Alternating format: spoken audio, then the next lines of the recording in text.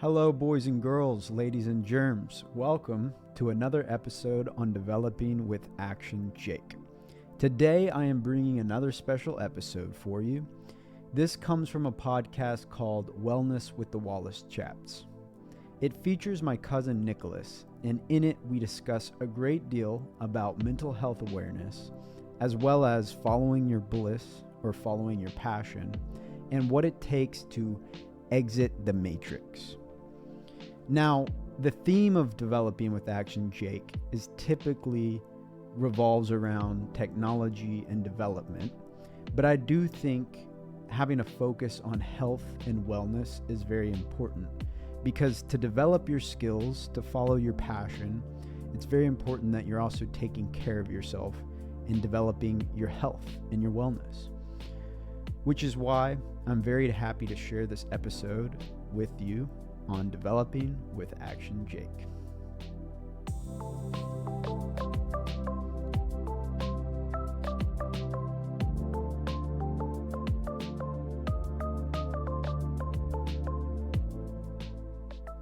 All right, guys.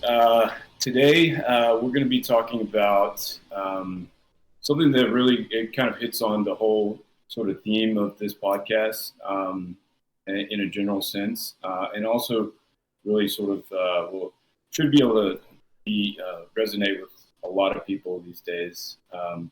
Basically, the essence of the topic is, how we're forced to live. I say forced, right? So I want to make sure that whenever I'm saying that throughout the podcast, I don't mean that literally forced, but just sort of the nature of how the world works. Forced to live and operate, in this day and age, in ways that is just not conducive for good mental health. Having strong mental health is just a really critical thing. It's something that's near and dear to my heart. I've been dealing with mental health stuff since I was 8 years old, so over 2.5 decades. Kind of aging myself there, but anyway, just kind of wanted to discuss today a few different points about what I think a lot of people can relate to and are going through these days in terms of jobs and the pandemic and so on and so forth. So that's kind of what we're going to get into here. Just want to let Action Jake, my co-host here, say a few words, say hello to everybody. Yeah, I'm Action Jake. I'm excited to be sitting here with my cousin Nicholas. I think we're talking about something super important as we launch this podcast. I think, this will be a core theme that we're talking about throughout, which is mental health and mental health awareness. So Nicholas, I know you're kind of leading us today on the topics. Do you have a starting question or talking point for us today? Absolutely, bud. So the first point, kind of just want to get into, we did discuss the topic for today. The first sort of, I think, part of it, it's a journey, right? That we all, life's a journey. And we start out as a young kid and then we're old. And I think one of the biggest things is that, we kind of get, again, forced into this, this hamster wheel, right? Where we're just kind of going round and round. And we're kind of forced into it. We don't really have a whole lot of choice just because of the nature of how society is set up. And some of the things that I mean when I say that is, you have to go to school. We have to, we don't have to, but, a lot of people want to go to college so they can get better jobs. And the reason you need a job is so that you can pay rent, you can have a roof over your head, you pay for groceries, food, things that are essential to life. But it's really a dragon eating its tail, is the expression I like to use, because you have to work to be able to get food and rent and all that kind of stuff, but it sort of messes you up in terms of your mental health, and then it keeps you in that cycle, and you're not able to sort of break free of that. So I think the first sort of point I just wanted to talk about was, that essence of, how it's just, it's not really it's not really a great way to have things set up. And I'm kind of curious from you, Jake, just your thoughts on like, you know, like, is there a way to maybe avoid even getting into, getting sucked into that hamster wheel before it's too late? Because, as we grow older, you and I can both attest to this. I mean, the responsibilities that we're under, debt, from buying a house, let's say, or college or whatnot, keeps us in that hamster wheel, having to have a job so you can pay that, and then so on and so forth. Um, from that early age, though, or throughout that kind of early part, do you see any way that could, like, kids, parents can help their kids sort of maybe avoid that, or is it just such a grandiose issue across the entire world that it's kind of hard to do anything? Well, that's a big question. There's a lot of ways I could take that, but I'm going to just start going. Yeah. The first thing that comes to mind is the cycle that you're describing. I interpret that as the matrix, right? And it's almost like it's a design system at this point. And especially for our culture, for Western civilization, it's like working is just part of the gig. At least that's the story that we're all told. And you mentioned parents. Can parents help their kids to not get into this or to help them break out of it or whatever? I think, a super aware parent can set their kids up for success. Maybe start them as an entrepreneur at an early age, or get them on the path to doing what they love, to build high value skills that makes it so where they're never working a day in their life because they do what they love. But the problem is, and especially our parents' generation being baby boomers, we kind of have to look historically of like where our parents came from and then what they kind of, conditioned or programmed into our heads, which was get a job, build a career, because, having a long, prosperous, safe career is going to keep you safe in the real world and for the rest of your life. So, the millennial generation, the Generation X, and even, Generation Z to some degree, I feel we've really been programmed and hammered into our heads. Hey, get a job. And it doesn't necessarily matter if you hate or like that job. If it's a good paying job or it's a lucrative career, it'll get you, you can move up and up and up. That's what's important. The story of doing what you love, loving what you do is not as important. It's like, that's for hobbies. That's for, that's for your fun activity. But your job, your career, where you build your wealth, you build your safety net, that, all that matters is you're making money. So I think the solution is to reframe the problem entirely and reframe the solution, because it's not, I think you put it in these terms of like getting into this hamster wheel, which, I think you could also call it the rat race. We're all set up for that. And so individually, we have to make a decision. Hey, there's something that I do want to do, and there's no clear path necessarily that I see in my head to make money from it, but it's something that I want to do.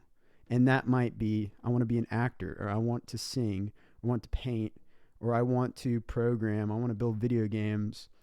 Maybe it's something artistic. And I think that following your passion and following your bliss, as Joseph Campbell puts it, is the essential solution, so that you start going down that path of cultivating and developing skills that you're interested in, so that, okay, maybe you do have to work a job one day, but you're working a job that you don't mind working because you're doing something you love, and then you build from there. And I could keep going on that route, because, I think once you find a job you love, then you're going to have the energy to build, to invest in assets and cash flow assets and build out businesses that can start generating passive income that are going to be the vehicles that help you break from the 9 to 5 or break from the cycle. But when it comes down to it, this is just kind of how the way things are. And it's like, you know, I hear people, I have friends that complain about rich people a lot. You know, I hear people complaining about Elon Musk all the time. Like, doesn't matter what you think about Elon Musk. Like, you know, there's pros and cons. It doesn't matter what you think, but he's played the game, right? And he played the game really well. And so you can learn from what he's done. You can take some of that. Or you can say, no, he's a rich person. Rich people are evil. All billionaires are evil, and have this like kind of like victimhood mentality. And you can go that route too. But this is just the way the game works. This is how the game is set up, at least in our current culture and our current society. And unless you want to go do, you know, a totally different route, maybe you go the spiritual quest route and you become a monk, you know, and you go, you know, study under a guru in India where it doesn't cost money to do that. You know, maybe that's another solution people can go down where they're not in the rat race, like the Eastern approach. But I think in the Western world, if you want to exist comfortably in our society, making money, spending money, investing, it's all part of it. So I know that's kind of a tangent, so I want you to take it away. No, you're good. You're good. Yeah, and I have a few points on off of what you said. You know, I think I think one thing for sure, like in terms of our parents, right, like the baby boomer generation. You know, I don't think that just as a majority, I don't think that they're purposefully, you know, trying to stifle our dreams or anything like that. I think it kind of comes from how they were raised. Their parents were Depression era, right? I mean, and then you have too many people for work, so it was very competitive because there were so many. That's why they're the baby boomers. I mean, so tons of them, right? And I think that they grew up not only from Depression era parents and grandparents, but then they've been fighting for jobs, you know, their whole life. So I think, you know, I don't think it's necessarily anything like bad on them or, you know, them trying to, you know, not let you live your life. You know, it's just how they were programmed, right? Totally. And I think that us in the millennial generation, I think that we're in definitely a transition generation in terms of that, of, you know, like I mentioned about like how can parents, like, you know, being aware. I mean, I think that we, you know, like we grew up being programmed with our baby boomer parents, but then we're also kind of I don't want to say woke. I really don't like that term, but you know, we're kind of becoming more aware of what really matters. Actually living life and not just existing through it. You know, not just making money because you have to. And that kind of goes to your point of when you find something that you truly enjoy doing for work.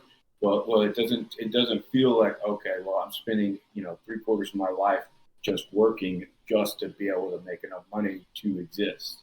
You know, because when you're doing something you don't enjoy, I mean, it definitely feels like that. I've felt like that before, where you know, I'm working. I feel like I'm working just to be able to exist, to be allowed to exist, right? And so, you know, and then like you say, and again, I want to make it clear to, you know, anyone listening that like we're not trying to sit here and have a victim mentality about this. You know, and we'll bring up this topics and whatnot, and obviously there's clearly people that have broken free and have succeeded. You know, Elon or whoever else. You know, young kids in their 20s that are millionaires. I mean, there definitely are people out there, but we're kind of speaking to the majority, right? And like, you know, how can maybe hear if you're, you know, if one person hears what we're talking about, maybe it can kind of sort of help them realize, you know, they're not alone in the fact that, you know, because I'm sure they've had the thought of, man, you know, and this is something I was going to bring up later, but might as well say it now. It's like we get one life, right? So like we should be able to enjoy it and not just exist through it. Totally. You know what I mean? Totally. And so I think in terms of, you know, like what I had asked about, you know, how do parents possibly like help their kids maybe sort of avoid getting sucked into that? sort of structure that society is built is, I think that we may, I'm kind of speculating here, but I think that we may see like more of a change as we have our kids and the younger generation starts to have their kids, because we do have a different mindset, or at least more aware of these types of things, right? And it's being talked about a lot more and being discussed. So I think it is possible, 20 years from now, that we'll see a lot more people like, or at least my hope is a lot more people doing stuff that they enjoy. It just kind of really sucks for us right now, because it's a transition period. So we're still kind of having to deal with some of that mentality of, 9 to 5 and this, that, and the other. And I've got my whole thing about the 9 to 5 schedule. I think it's a bunch of crap, but No, absolutely. I want to piggyback off what you said, because sure. I think, there was a time I did hold a lot of resentment towards my parents on like, oh, why did they do this? Or why did they do that? Like, if they only, help foster, the things I loved or whatever. But, I look back and it's silly, it's silly to have those thoughts, because my parents did so much for me, and they did the best that they could, right? With the knowledge that they had. Like they did a really fantastic job. I love my parents. But, just like you said, there was a transition from their parents' generation to theirs. And then now we have a transition from our parents' generation to ours. And Right. I think we're keying in on that. And I think obviously it's not just us. Many people are keying in on that, around this idea that it's like, yeah, follow your bliss. Joseph Campbell, follow your bliss, or do what you're passionate about. Do the things that light you up, the things that spark joy in your heart. It's like, you can tell too, right? If you're having a conversation, you're talking about the weather, it's like, oh yeah, it's cloudy today. But it's like, oh, you start talking about this book and you're like, oh my gosh, I was reading this book last night, and you light up. It's like, that's like the sign, right?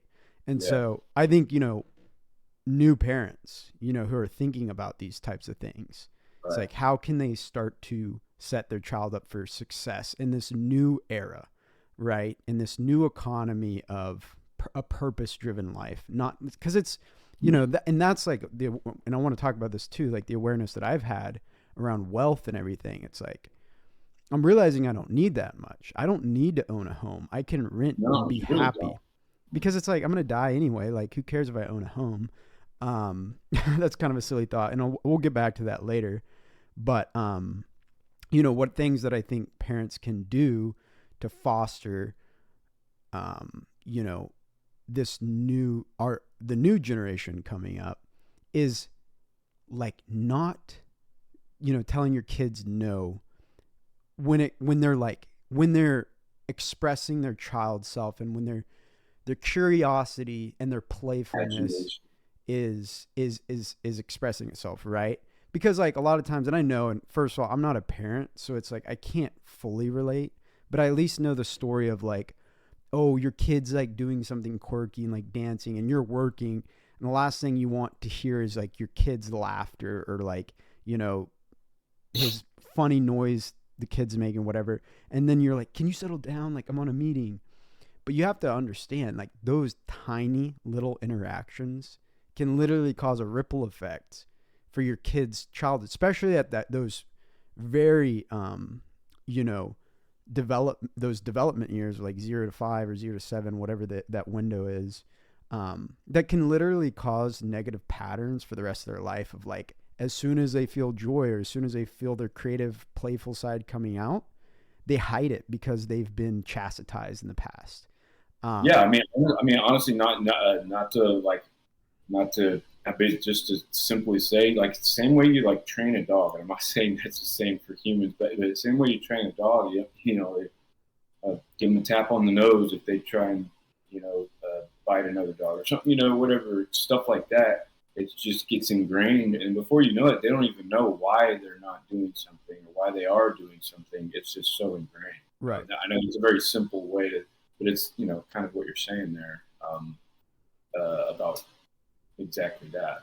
Totally. And honestly, I think that actually transitions into a great subject, because, I think a lot of millennials deal with this, and this is something I have been struggling with myself, of allowing myself to follow my passions. It's like the only blockers I've had around not following my passions have been in my own head, right? They've been stories that I've told myself, and I believe them and I've given them power. So, fostering the next generation is important, but what's even more important than that is healing our generation and empowering ourselves to follow our own passions and purposes. And it's like, because I think there's so many people that are like, oh man, like I'm broken, I can't be fixed, or like too much trauma has happened to me for like me to like be my authentic self. And like, those are all valid stories. But at the end of the day, they're stories, right? And we need to start telling ourselves new stories. Like, if you don't mind, like a story that such as, I can be healed. I can express my authentic self. I can do what I'm passionate about. I can find my purpose and live my purpose out. I can wake up every morning and live each day intentionally. Those are the kinds of stories we need to start telling ourselves. And we need to start asking ourselves the right questions so that we can come to those conclusions, or that those stories begin to naturally manifest themselves into our own minds and hearts. Absolutely. That's something I could go on a tangent of, but I wanted to at least just get that out there. No, absolutely. And again, like to go along with that is like the fact that. So one thing for me, like I say, I've dealt with mental health stuff. I'm very open about it. With my OCD, my severe my GAD type stuff. And one of the biggest things that I have to constantly remind myself of is the fact that my brain is doing this, right? My brain does the OCD. My brain does the generalized anxiety stuff, right? But if I want to remind myself that, hey, your brain is doing that, so that means that your brain is also powerful enough to overcome that and create a new mental story. To kind of piggyback off of your nomenclature there, I can create a new story of what's going on, rather than letting my mind just sort of run wild, run rampant, and say you got to do this, OCD wise, right? But I can reach. It's a difficult thing, and it takes time, and it takes a consistency. But to retrain that story within your head of to be able to get past that stuff. And I think that people that do have issues with mental health, whether it be small or large things, I think when we talk about helping the next generation, well, I think that we need to make sure that we're able to get to that place, because you can't be half broken and go try and help somebody else, be better, right? I mean, it's just difficult that way, and you're not going to be able to give like everything that you could possibly offer them, right? If that makes sense. Absolutely. I think so. It's kind of important to make sure to remind yourself you have that power mentally to sort of get yourself out of the hole. It's not always easy, depending on how deep in that hole you are, but you put yourself into that hole. Yes, it might have come from societal things of behind on rent, in a bunch of debt, this, that, and you lost your job, whatever. But that mental hole that you find yourself in, you dug that. Whether intentionally or not is a separate thing, but you dug that, so that means you can build the ladder to get out.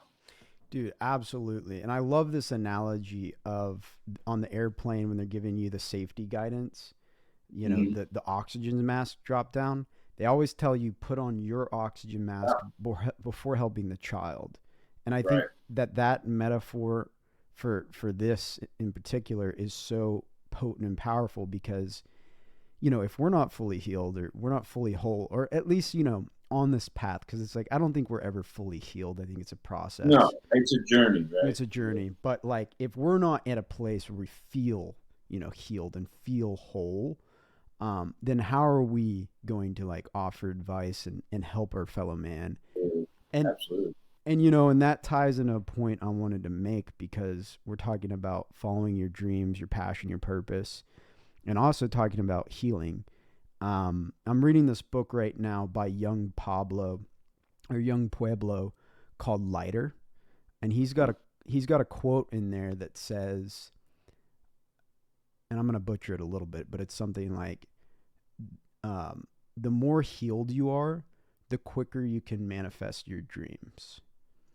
And I've never thought about that, the direct correlation there, but it makes so much sense, because it's like, if you're not your full self, if you're spending energy on your hurt, then how can you give your full energy and attention to your purpose and your passion?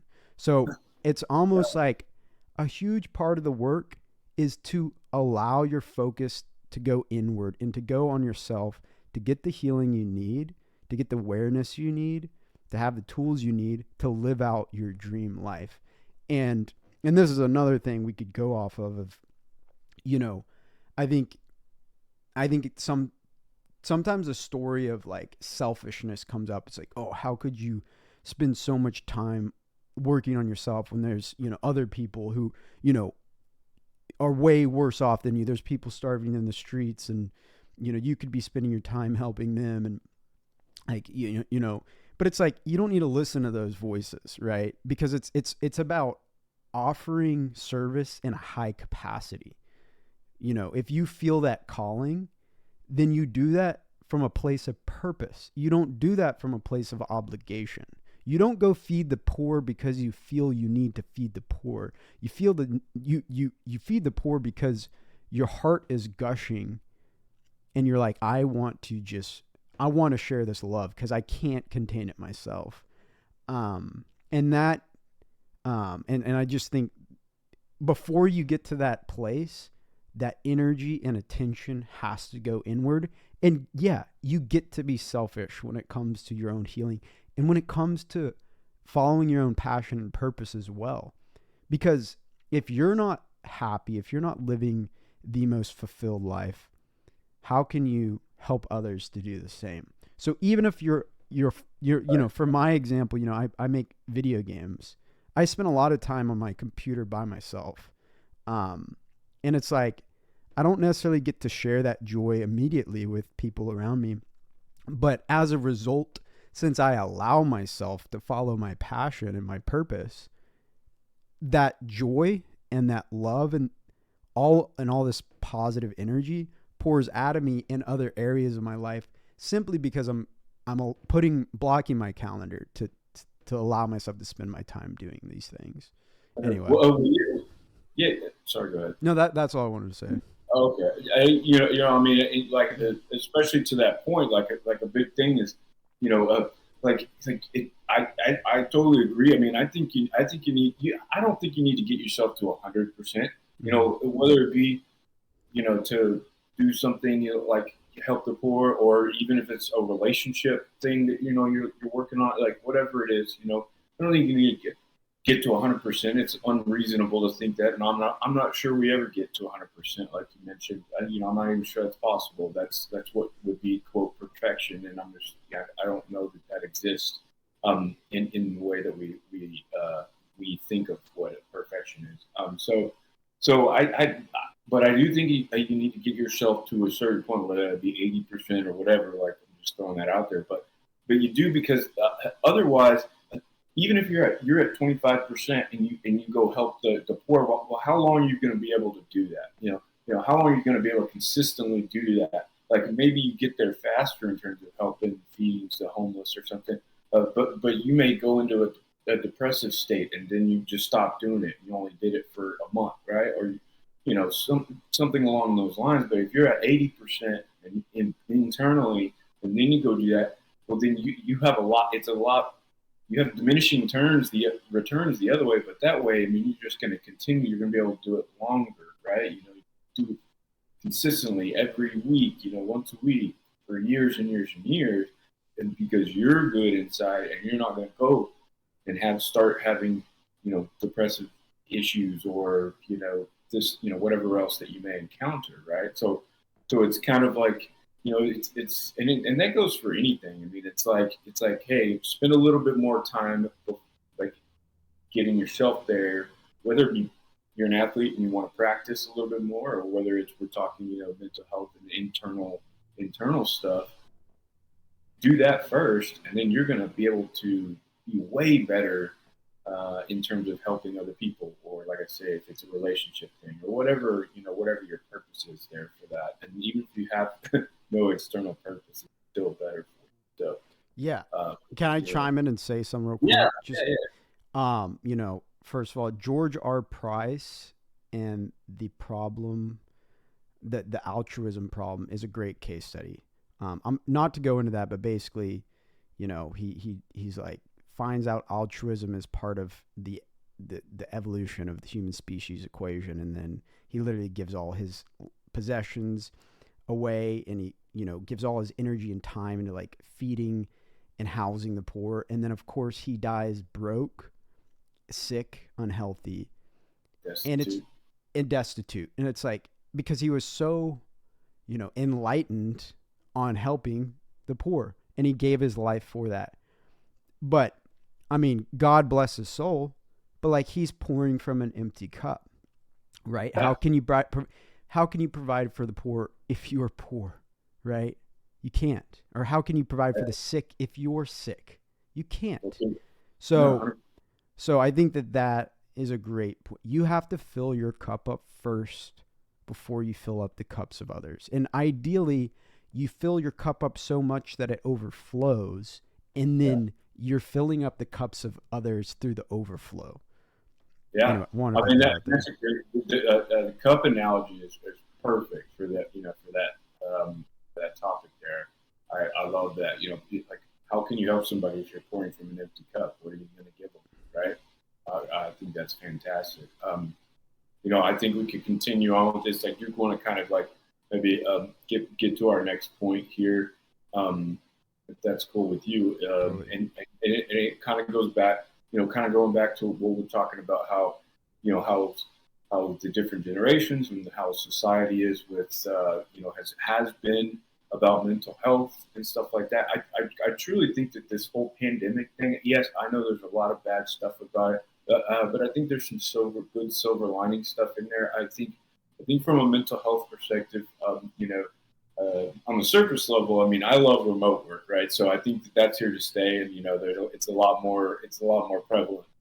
That's kind of one of my little selfish things there, but on a more real note, I think it's a double-edged sword with mental health, but I think that's a good thing, because I think a lot of people have been affected in a negative way, like from mental health throughout this pandemic stuff, whether it be losing their job, getting sick, some, you know, family members, you know, possibly passing, you know, things of that nature, not being able to travel and live their, like, the life they've been used to, or this, that, the other.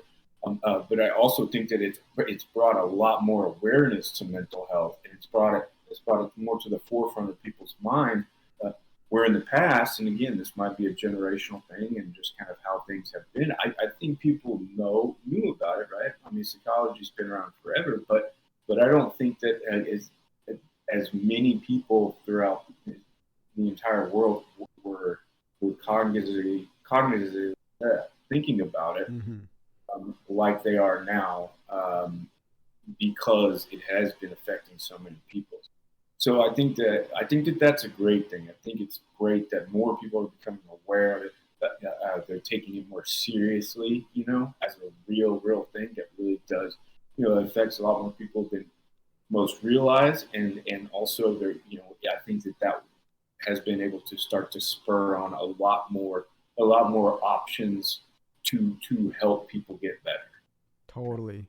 Unpopular opinion, but I think COVID was for the greater good of humanity. Like, it was obviously terrible. But we've come out as a collective, we've come out stronger on the other end. And in a way, it's kind of forced a collective dark night of the soul experience for all of humanity. Because if you haven't gone through it individually prior to COVID, you've gone through it now. And like everyone has, unless you're a baby born after like 2022 or something, right? Everyone alive has gone through it, unless you're living under a rock again. And so it's caused us to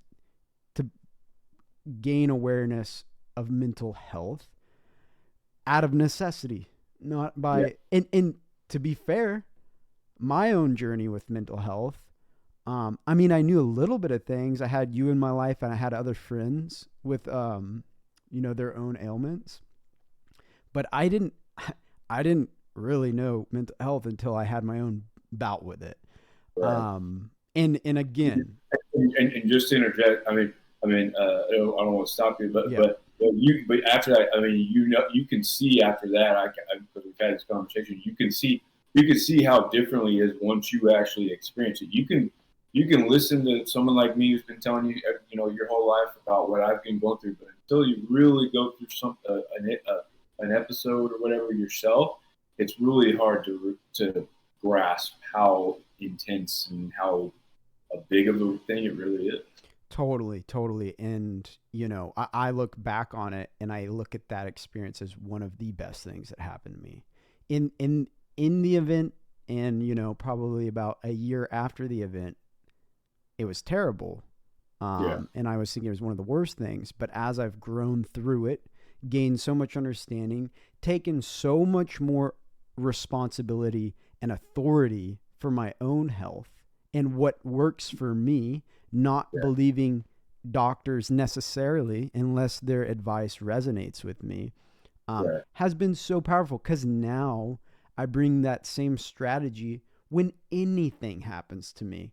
For example, I was having ingrown toenail problems for the longest time, and my podiatrist was like, "Oh no, it's just the surgery's not working." And I was like, "No, I think it has to do with the shoes I'm wearing, because Nike shoes squeeze your toes together like this, and I keep getting ingrown toenails. And I need a wide toe box shoe that spreads my toes out like this so that I stop getting ingrown toenails." And it was just a hunch I had. I didn't have any podiatrists or anyone of great authority tell me this is the way to go, but it was just like, this just makes sense to me, and I'm going to go with it. And ever since then, I wear wide toe box shoes. Most of my shoes are open toed. I wear Earth Runners, Splay shoes, Zero shoes, and my foot health is. You haven't had issues there. I haven't had ingrown toenails anymore, and I'm learning more and more about foot health. This is like a side tangent, but we're supposed to. Humans, supposed to is a strong word. Humans have the ability to move their toes like this, like fingers, right? Because I've seen videos of people doing it where they're like moving their toes up and down like they're doing a roll on the piano. But your average human being can't do that. They don't think that they can bring conscious awareness into their feet like that. And now that I've learned this, like I've been practicing, and like I can do a lot with one of my feet, my left foot, but my right foot is still a little dormant. So it's just like, and I'm discovering new things about my feet. And if I wasn't dealing with that ingrown toenail, I probably wouldn't have gone down this route. Similarly, if I didn't have my mental health episode, probably wouldn't be going down this route. So it is interesting how pain becomes a teacher in a way. And in fact, Well, yeah. I mean, and also too, things like that. Either one of those stories. You also kind of learn. You kind of realize how powerful the brain really is, right? I mean, like your feet, for example, like our brain is it's a supercomputer, right? And I mean, honestly, it really does have the ability to, if you've never moved your toes like that ever before, it has the ability, if you work at it, it has the ability to train your toes to start doing that, right? And so that kind of goes back to the point I had made earlier, that our brains are so powerful. If we just realize that, then we can start that reprogramming of, hey, no, I don't need to do these OCD things, or have have these depressive thoughts. Or, I can use my powerful supercomputer to I can reverse that, right? It is difficult because sometimes, at least for me, and I'm sure other people feel, but it can feel like there's sort of two brains, right? You're kind of just normal consciousness, and then there's your issues, right? And sometimes it can kind of feel that way. But if you can figure out, how to really manifest the thought of like, okay, I am in control. I'm the operator of this supercomputer, and so I can reprogram it as I see fit. And I know that's really difficult, and it does take time, and it's not just overnight. Especially someone who's in a state where they're just not functional. It's important to get functional first. And speaking about doctors and stuff, kind of hit on that. I mean, I don't like to listen to just whatever anybody says. I like what you say. Like if it resonates with me, it makes sense in terms of how I feel. I've talked to therapists, and it doesn't work. I don't feel like they understand. I don't feel that connection that they really get what I'm talking about or what I'm going. But I do think, and I'm not a huge big believer in a whole lot of medicine either, in terms of pills, right? But that's a whole different topic about the industry there, right? Big pharma and all that. But I will say that someone needs to get functional first, and I think you can probably agree with that. Like when you were having your issues, right? Like you had to get yourself functional, and that probably took a little bit of medicine to get there. But then once you get yourself functional, you can start to take over that supercomputer and start doing it on your own. Does that kind of make sense there? Yeah, and that resonates because I think there's a time and a place. But yeah, I mean, I'm also in the camp of like when it comes to mental health medicine, I don't think it's I'm not a doctor, but I don't think it should be a crutch. I think it is, like you say, it's something that's like jumpstart you into that place of functionality. Yeah. And then you're given the choice, you're given the choice. You want to take over in a naturally healthy way without pharmaceuticals, or do you want to stay on pharmaceuticals because they help? They do bring that balance to you. That's reassuring. They are bringing that balance. There's no doubt about that. But you can also bring in that balance naturally. I'm totally in agreement because that's what happened to me. Okay, that's my story. So anyone who's like, well, I'm still on medicine and I can't relate. Well, I was told I had to be on mood stabilizers my whole life. And I got off mood stabilizers, I think, about 9 months after I started taking them. So hey, you did pretty quick. Yeah, 9 months. I was like, no, I'm off by this date. And the psychologist and the psychiatrist I was working with was they're like, okay, let's see it happen. They weren't fighting me, but they were definitely doubting me. But I was like, well, this is what's happening. Y'all are either on my team or not, right? You're either on my team or not. Because if you're not gonna help me with this, I'm gonna find some other doctors that are gonna help me with this. I'm gonna find somebody who's gonna be on my team for this. I was too committed. Well, I think it's also important too for anyone listening.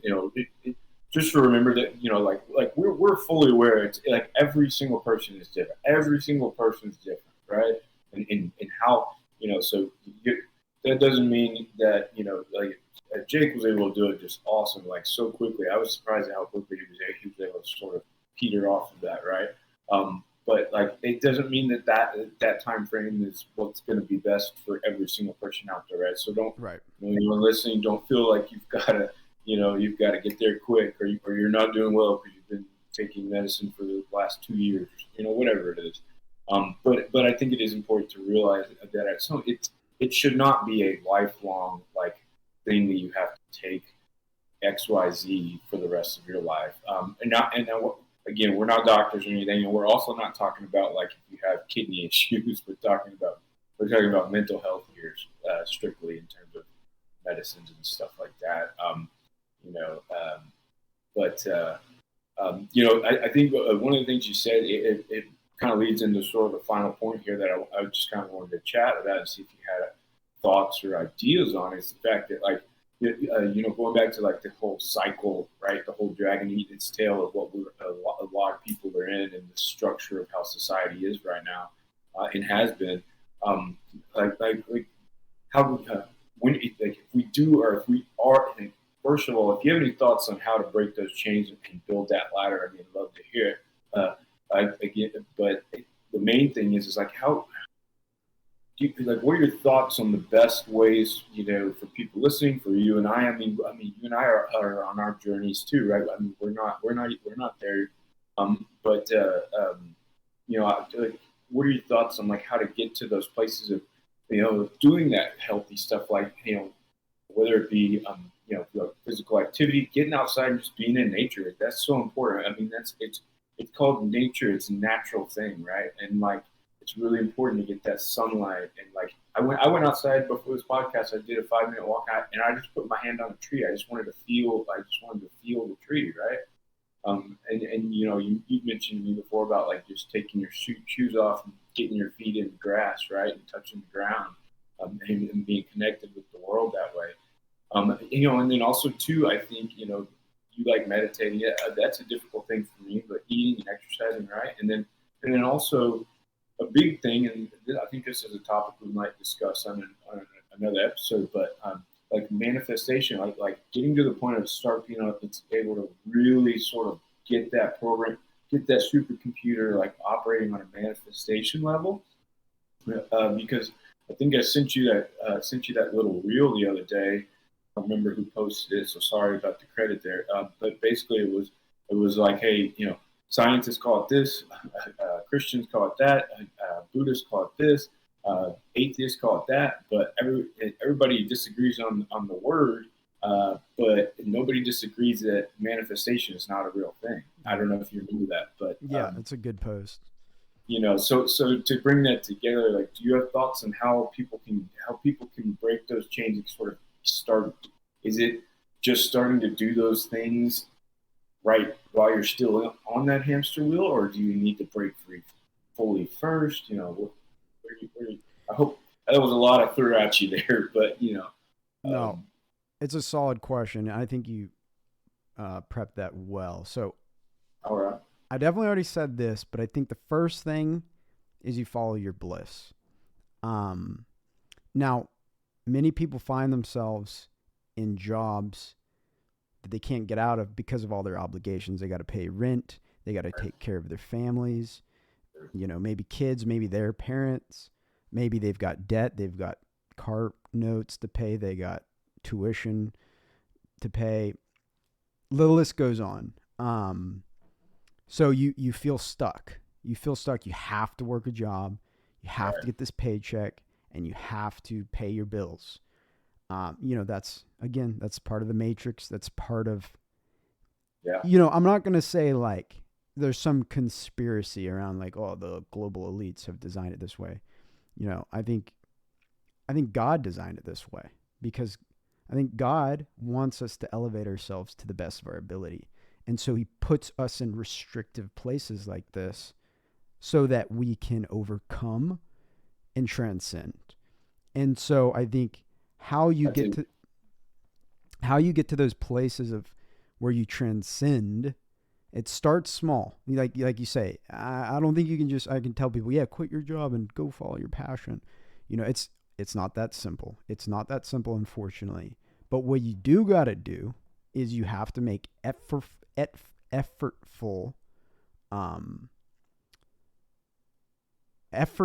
approaches to following your bliss. Certainly you have some threads that you can pull on. I did find an interest in programming.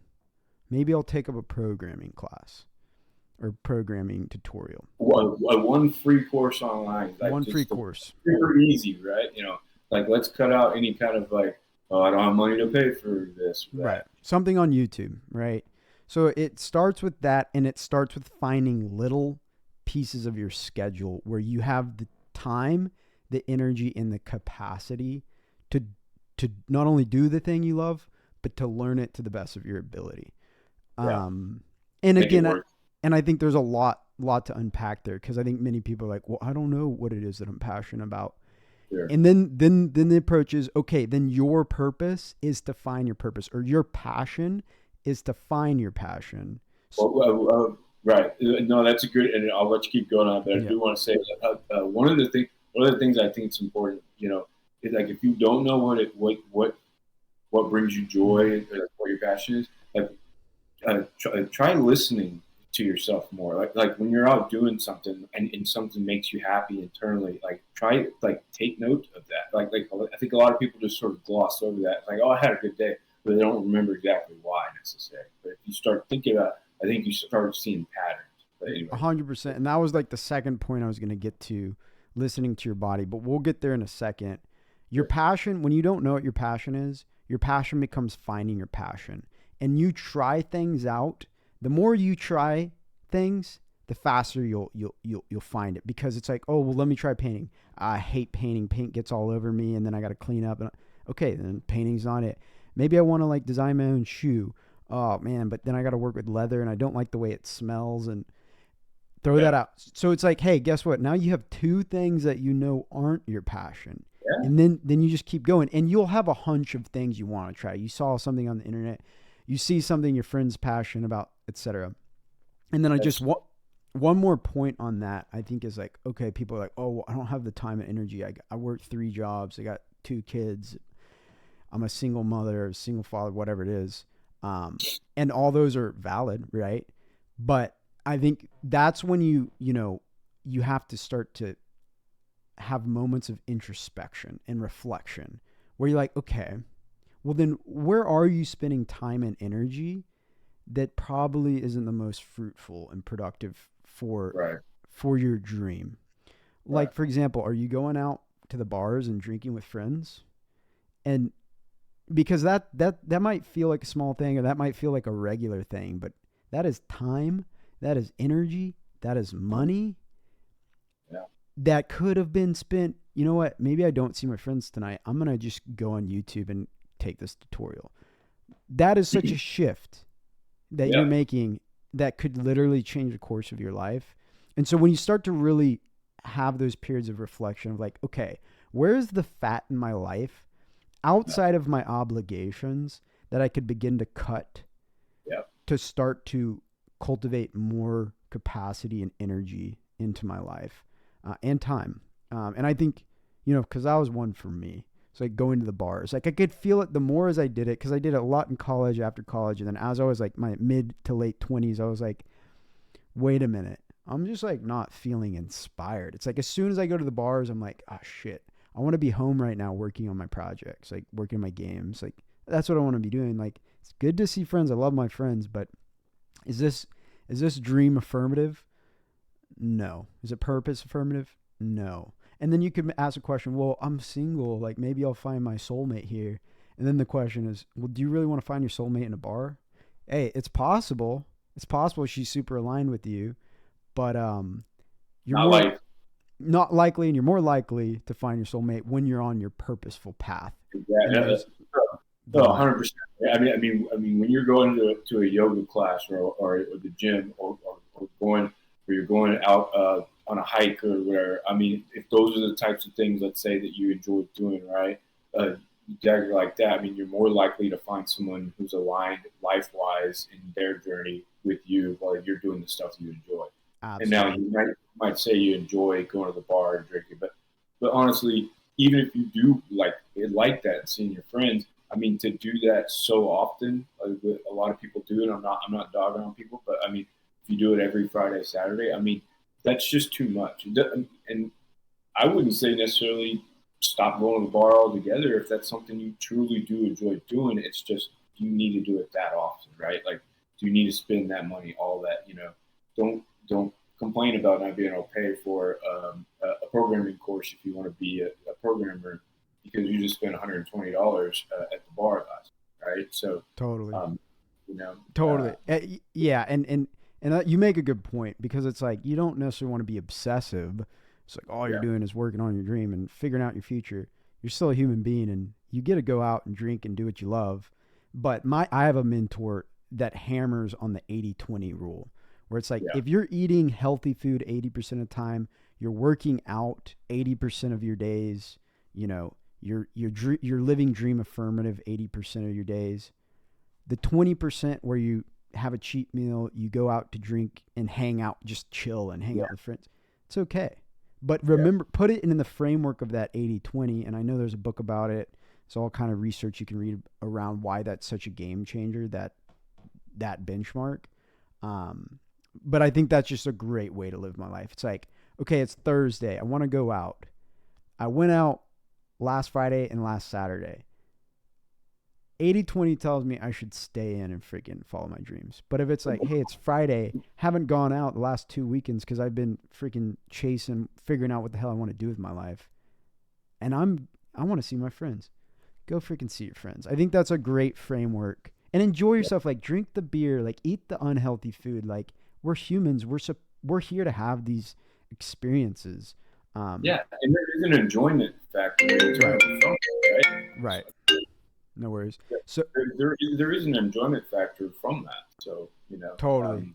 But to go back to your original question, so you asked me, like, how do we do this? So step 1, I think, is follow your bliss. And then step 2, and really these happen together. Step 2 is listen to your body. You already alluded to it a little bit, because your body is going to reveal to you when you are stepping out of your purpose or stepping out of your alignment. Right. I have a great mentor who I've been learning under and studying for almost 4 years now, Paul Chek. And he's the guy where I got the pain teacher from. He's all about the pain teacher and the 4 doctors: Dr. Happy, Dr. Movement, Dr. Quiet, and Dr. Diet. And he says these are the last 4 doctors you'll ever need. And when the pain teacher comes up, it means you're out of alignment in your 4 doctors, and one of your 4 doctors at the very least. And that's whole another podcast episode to get into that. But I think that's a great framework to at least start listening to your body of like, okay, where are you feeling the pain? Where are you unsettled? Where are you tight in your body? Because if you're tight and locked up in your hips, guess what? You're going to be tight and locked up in your life and living your passion, because, the principle of so within, so without fully applies in this case. How your body manifests in the world is often going to be the case of how your life manifests. So, like I was saying, that young Pueblo quote, the healthier you are, the quicker your dreams will manifest.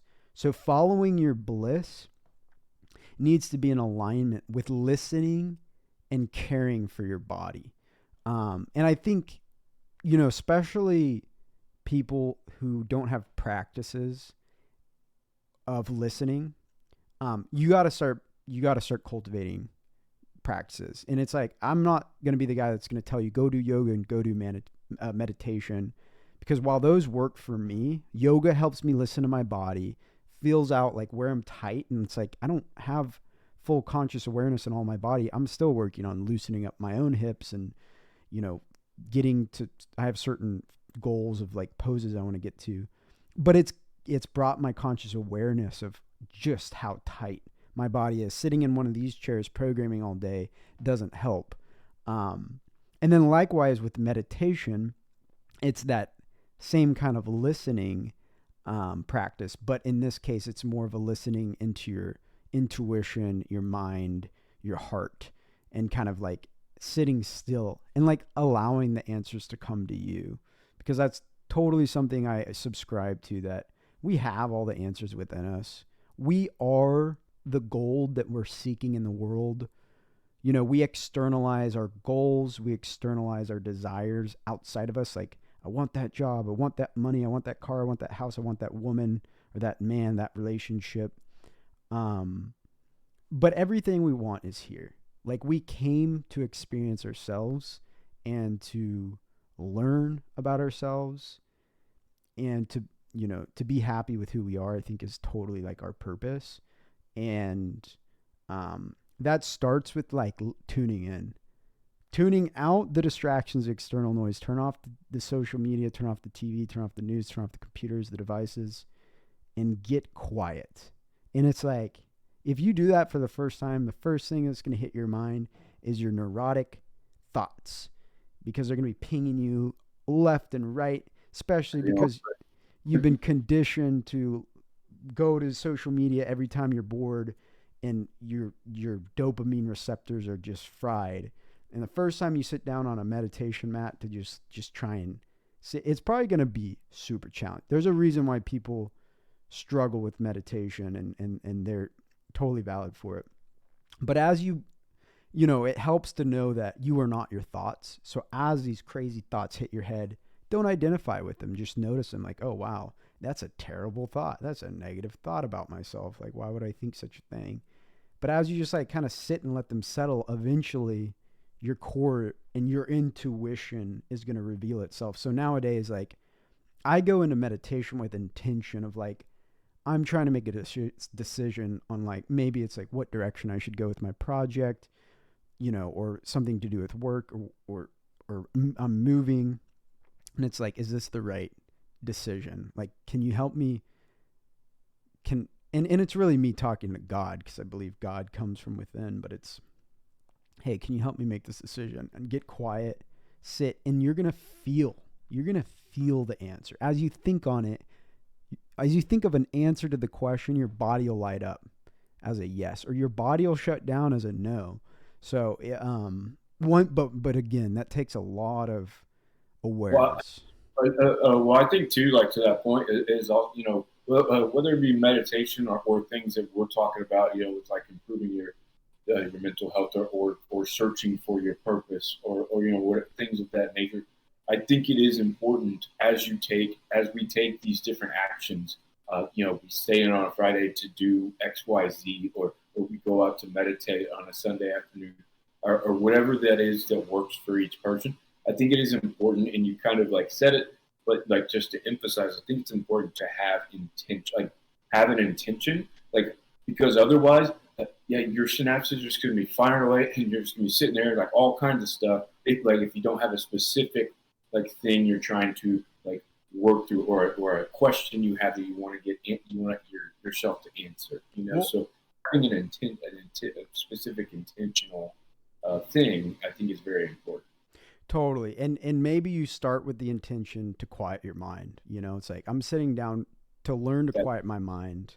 And that might take a lot of practice before your mind begins to settle with the way we live in this modern day society.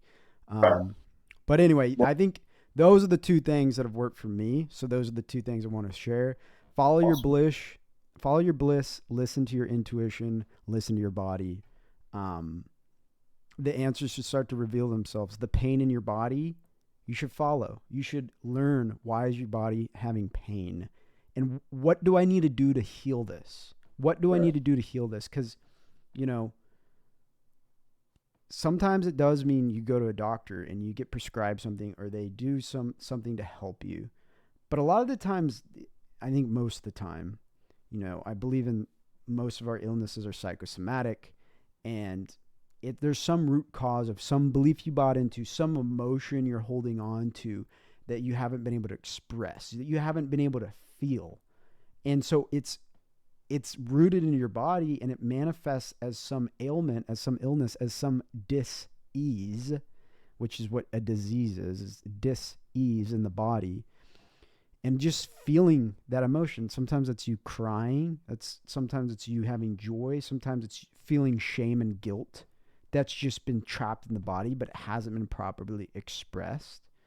And then just going through it. And then as soon as you're able to feel it and express it, that's the process of letting go and surrendering. But I think that's the path. Right on. Well, Jake, any final thoughts before I kind of close this out for this episode today? Any final thoughts you've got? No, I feel like I've been able to get a lot off my chest. Follow your bliss and listen to your body and your own intuition is what's worked for me. And I've had so many blockers in my life, and just this year, I've had a lot of unblocking happening. Like it's like I can only talk about this at the capacity that I do because of just my recent experiences with it. So, I can, that's the only reason why I want to share those thoughts specifically. It's what's been working for me lately. Awesome, man. Well, I do appreciate all the perspective. As always, you and I love chatting with you. You and I have been doing this for years now. We just finally, wanted to get these things on a podcast and sort of get it out there. And anybody listening, I would just say for me, like sort of closing here is that I think in terms of, if anybody's struggling out there with their mental health, or, like they don't feel like they can get to these places that we're talking about, right? These good places. I would say, from my experience and my research in psychology and all kinds of stuff like that, is just that, get yourself functional first. And if it takes medicine, like, that's fine. Like, honestly, like, you need to get functional first. That's the main thing. But I would, just personally, I would say, please try and make sure that you're not going to be, you don't think you need to be on that your whole life. Like, the next step is to, like, as Jake has mentioned, I would say it's once you're functional, start listening to your body, physically and mentally. Like, start listening to what things make you happy, like what ailments are hurting, like what's, how you feel, like those types of things. Listen, just kind of, don't always be thinking of the next thing you have to do, and this, that, and the other. Just listen to yourself. And then the third thing is realize, this is a supercomputer up here in our brain, right? And you have full control over that. You are the administrator, you're the operator. So once that's kind of that third point there, is just like, once you start listening and then start to realize, hey, I'm in control of this supercomputer. So I can reprogram it. I can have it do the things I want to do to enjoy my life. And I guess the final thing that I just want to just tell everybody is, we got one life, and I mentioned this earlier, but we got one life. And so we should enjoy it. We should not be having to work just to exist. That's not the way, regardless of whatever you believe in, if a higher power or not, I don't care. To each their own. But the truth is, regardless of whatever reason you want to believe in that we're here, I truly think that the purpose is to enjoy our one life that we have, right? And you've got to take care of your mental and physical health to be able to enjoy that life and to start down that path. So with that, I mean, that's all I've got for today. Appreciate everybody who's listened. Hopefully you took a little bit from it. And honestly, like, one of the reasons why Jake and I wanted to do this is because we enjoy talking with each other, and that helps us. It helps us get things out. Jake mentioned, he got some things off his chest that he just wanted to discuss. And honestly, that's a huge, huge thing. So talk to your friends, talk to your family, whoever, you want to sort of just unburden yourself. Even if you're not actually maybe feel like you're going to solve anything, just that unburdening is a huge, huge help. So again, thanks everybody for listening, and hope we'll see you on the next one. Thanks, Nicholas. Love you and love these talks as well. Love you too, brother. We'll see you. All right. See ya.